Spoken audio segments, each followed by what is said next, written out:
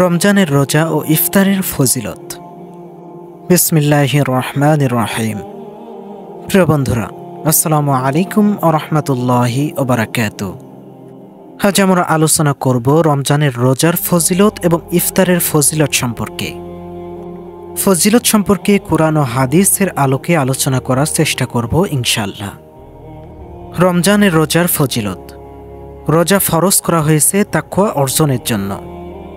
আল্লাহ তাআলা কোরআনুল কারিমে বলেছেন, ইয়া আইয়ুহাল্লাযীনা আমানু কুতিবা আলাইকুমুস সিয়াম কামা কুতিবা আলাল্লাযীনা মিন ক্বাবলিকুম লাআল্লাকুম তাত্তাকুন।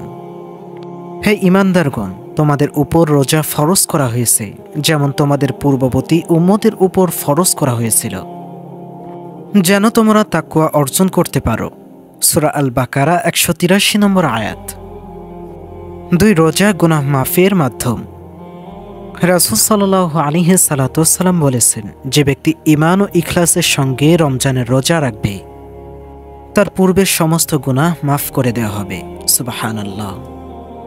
3, রোজাদারের জন্য জান্নাতে বিশেষ দরজা। রাসূল সাল্লাল্লাহু আলাইহি সাল্লাম বলেছেন, জান্নাতে রাইয়ান নামে একটি দরজা আছে, যেখান দিয়ে কিয়ামতের দিন রোজাদাররা প্রবেশ করবে। তাদের ছাড়া অন্য কেউ এই দরজা দিয়ে প্রবেশ করতে পারবে না। 4, রোজাদারদের জন্য অসংখ্য নেকি।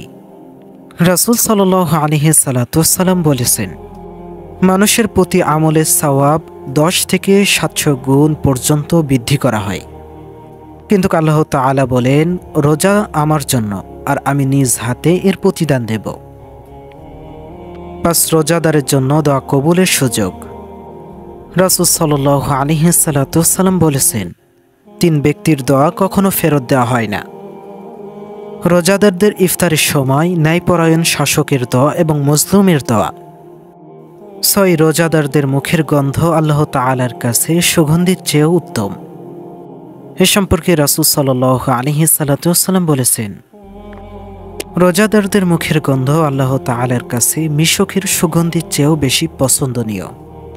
7, রোজা কিয়ামতের দিন সুপারিশ করবে।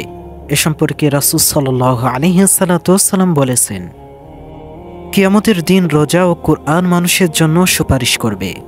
সহিহ মুসলিম 805। 8, রোজা দোয়া কবুলের অন্যতম সময়। রাসূল সাল্লাল্লাহু আলাইহি সাল্লাম বলেছেন, 3 ব্যক্তির দোয়া কখনো ফিরিয়ে দেওয়া হয় না, ন্যায়পরায়ণ শাসকে, রোজাদারদের ইফতারের সময় এবং মুসলিমের দোয়া। 8 নম্বর, শয়তানকে বন্দী করা হয়। রাসূল সাল্লাল্লাহু আলাইহি সাল্লাম বলেছেন, রমজান আসলে জান্নাতের দরজাগুলো খুলে দেওয়া হয় এবং জাহান্নামের দরজাগুলো বন্ধ করে দেওয়া হয় এবং শয়তানকে শ্রীকল বন্দী করা হয়। 9 নম্বরে বলা হয়েছে, রমজানের নফল ইবাদতে সব ফরজের সমান।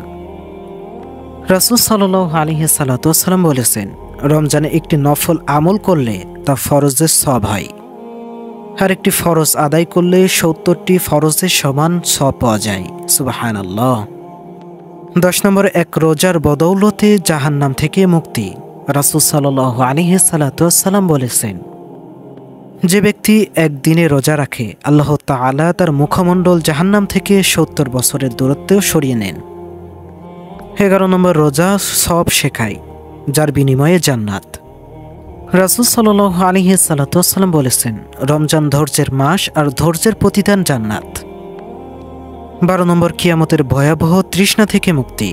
রাসূল সাল্লাল্লাহু আলাইহি সাল্লাম বলেছেন, যে ব্যক্তি রমাদানে রোজা রাখে আল্লাহ তাআলা তাকে কিয়ামতের দিনের ভয়াবহ তৃষ্ণা থেকে মুক্তি দেবেন।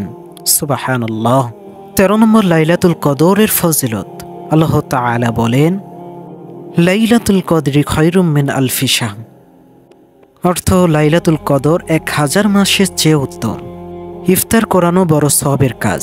এ সম্পর্কে রাসূল সাল্লাল্লাহু আলাইহি সাল্লাম বলেছেন, যে ব্যক্তি কোনো রোজাদারকে ইফতার করাবে সে রোজাদারদের সমপরিমাণ সওয়াব পাবে, তবে রোজাদারদের সওয়াব কমবে না।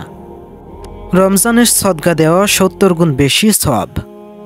এ সম্পর্কে রাসূল সাল্লাল্লাহু আলাইহি সাল্লাম বলেছেন, রমজানের দান সদকা করলে তা অন্য সময়ের চেয়ে 70 গুণ বেশি সওয়াব পাওয়া যায়। আরেকটি হাদিসে রাসূল সাল্লাল্লাহু আলাইহি সাল্লাম বলেছেন, রোজা কিয়ামতের দিন ঢাল হিসেবে কাজ করবে। রোজা জাহান্নামের আগুন থেকে রক্ষা পাওয়ার জন্য ঢালস্বরূপ। প্রিয় বন্ধুরা, রমজান আমাদের জন্য আল্লাহর বিশেষ রহমত ও ক্ষমার মাস।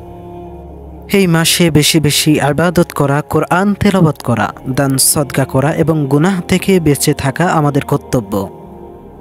আল্লাহ আমাদের সবাইকে রমজানের পূর্ণ ফজিলত লাভের তৌফিক দান করুন।